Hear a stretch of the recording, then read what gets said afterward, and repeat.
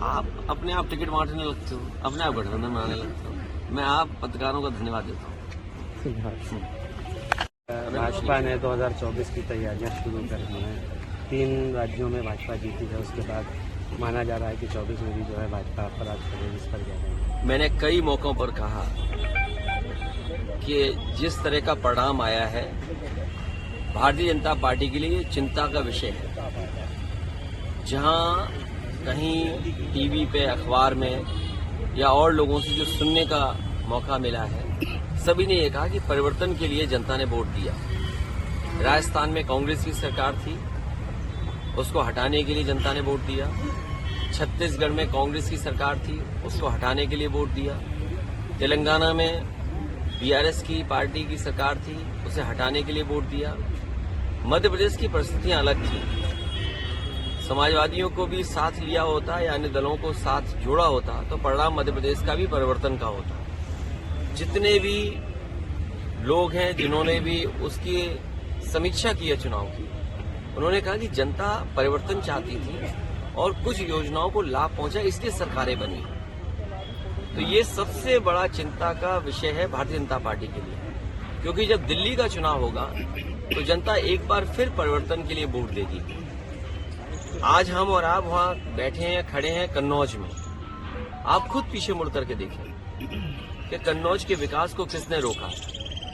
ये बातें तो बड़ी बड़ी विकास की करते हैं, बातें इनकी विकास की हैं, लेकिन काम इनके विनाश के हैं। यही मंडी जिसमें आलू से लेकर के किसान को हर फसल की सुविधा मिल जाती है, वो अभी भी आधी अधूरी पड़ी हुई है।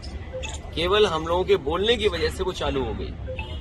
तिरवा रोड पर मेडिकल कॉलेज के सामने मंडी का बाजार था, किसान बाजार, वो अभी भी आधा अधूरा पड़ा हुआ है। मेडिकल कॉलेज की स्थिति हमसे बेहतर आप जानते हैं, और अगर आपको दिखाना हो और अगर आप सच्चे और ईमानदार पत्रकार हैं तो अपने कैमरे और माइक लेकर के मेडिकल कॉलेज में किसी कोने में चले जाएं। जिस तरह से बजट मिलना चाहिए था वो बजट नहीं मिला, और ना बजट मिलने की वजह से आज मेडिकल कॉलेज में किसी भी गरीब का, किसान का और गांव में रहने वालों का इलाज नहीं हो पा रहा है। जिला अस्पताल में वो सुविधाएं नहीं है जहां गरीबों को इलाज मिल पाए, और लगातार अन्याय लोगों पर हो रहा है। महंगाई बढ़ गई, बेरोजगारी बढ़ गई। आप कन्नौज में बताइए, क्या कोई कारखाना लग गया, क्या उद्योग कोई आ गया? यही बीजेपी के लोगों ने सपना दिखाया कि निवेश के लिए हम बड़े बड़े कार्यक्रमों का आयोजन हुआ। क्या निवेश पहुंचा जमीन पर? और अगर निवेश जमीन पर पहुंचा है तो उस निवेश के माध्यम से कितनी नौकरी, कितने रोजगार मिले, ये सरकार बताए। अब जमीनें ढूंढी जा रही है जिलों में। सुना है कुछ दिनों पहले सरकार ने यह कहा कि निवेश के लिए जमीन चाहिए। जो सरकार 2 साल होने वाले हैं, अगर निवेश के लिए जमीन नहीं ढूंढ पाई है तो निवेश होगा कहां पर? आपके जिले में भी कहीं न कहीं जमीन चिन्हित करने की कोशिश की होगी। तो बताइए, निवेश के लिए जमीन ढूंढ रहे हैं, और जो निवेश के लिए सब कुछ तैयार है वो आधा अधूरा पड़ा हुआ है। एम्बुलेंस इन्होंने बर्बाद कर दी, पुलिस को बेईमान इन्होंने बना दिया। अभी मैं आया हूँ, कई लोगों ने मुझे जानकारी दी कि पुलिस किस तरह अन्याय कर रही है उनके साथ। यहाँ बैठे लोग हैं, राजेंद्र है बैठे हैं, इनके साथ कितना अन्याय हुआ। मुझे होम सेक्रेटरी तक कहना पड़ा, तब थोड़ी बहुत राहत मिली होगी उन्हें। तो ये स्थितियां हैं।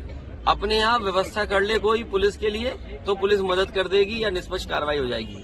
अगर आपने व्यवस्था नहीं की तो पुलिस आपके पीछे पड़ जाएगी, और अगर आप भी सच्ची खबर दिखाओगे तो हो सकता है आपके खिलाफ भी कार्रवाई हो जाए। मेरा मानना है कि आने वाले समय में परिवर्तन होगा, बीजेपी हटेगी, और मैंने नारा दिया है कि सभी दल साथ आएं। खासकर जो समाजवादी पार्टी के साथ गठबंधन में थे, गठबंधन 80 हराओ का नारा देगा। जब 80 हारेंगे तभी भारतीय जनता पार्टी हटेगी, और भारतीय जनता पार्टी हटने से ही देश खुशहाली के रास्ते पर जाएगा।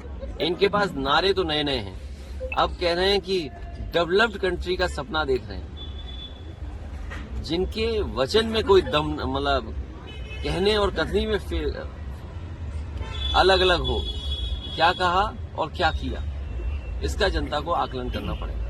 और अभी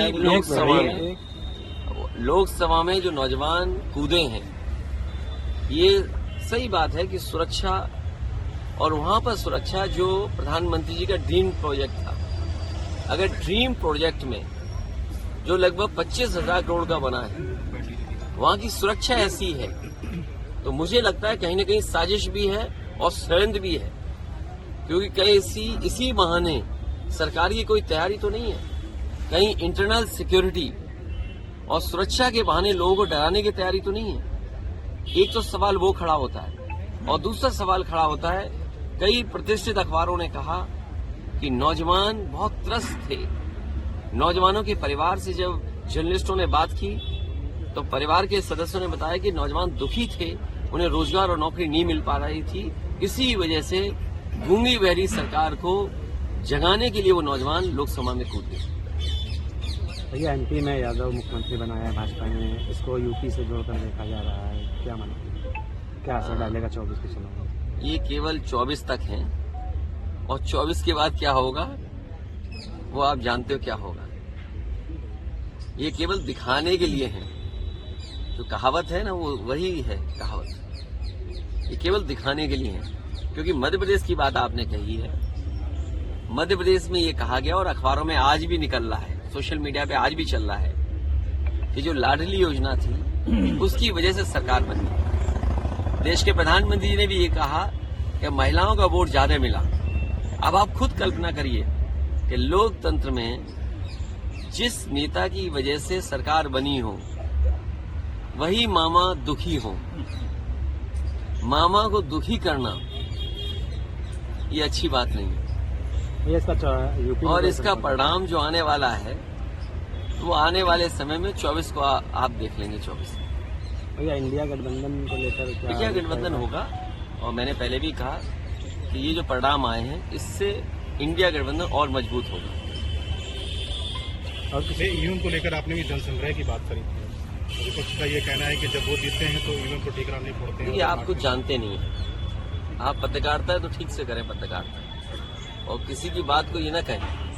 समाजवादियों ने कहा कि अगर आप अमेरिका से नकल कर रहे हो, आप डेवलप कंट्री बनना चाहते हो, तो जो डेवलप कंट्री में व्यवस्था है वोट डालने की उसको क्यों नहीं अपना रहे हो आप। अमेरिका जैसा देश जो अर्थव्यवस्था में ताकतवर है वो अपने आप महीनों बैलेट से वोट डलवाता है। जापान जैसा देश जहां से ईवीएम कभी बनी वो बैलेट से वोट डलवा रहा है। जर्मनी का जो सुप्रीम कोर्ट है उसने ये पाबंदी लगाई कि अगर ईवीएम से मशीन से वोट पड़ेगा तो वो अनकॉन्स्टिट्यूशनल है।